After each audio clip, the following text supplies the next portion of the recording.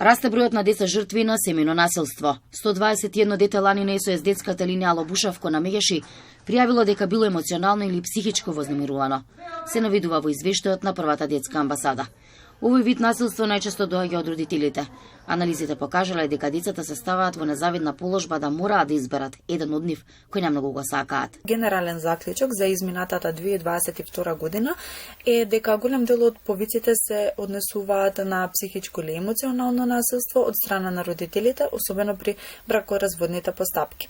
Самите родители не се свесни во каква непријатна и незавидна положба ги ставаат своите деца до степен да ги приморуваат да изберат еден од родителите кои повеќе го сакаат, што е апсолутно спротивно за нивниот правилен раст и развој. Караниците, нарушените односи и разводите се најчестата причина децата да бидат анксиозни, вознемирени со нарушено расположение и гневни, стои во извештајот.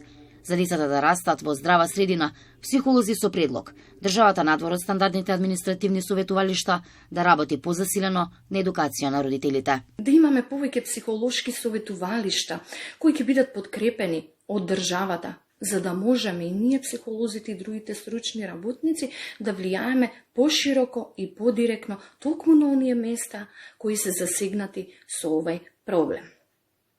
Свесноста на родителите е најбитната компонента која треба да се земе во предвид и во државните институционални чекори при работа на овој проблем, но и во сите други едукативни центри или индивидуална работа со родителите. Статистиката во изминатите 5 години покажува дека во пораст е семејното насилство, а се помалку деца трпат физичко насилство.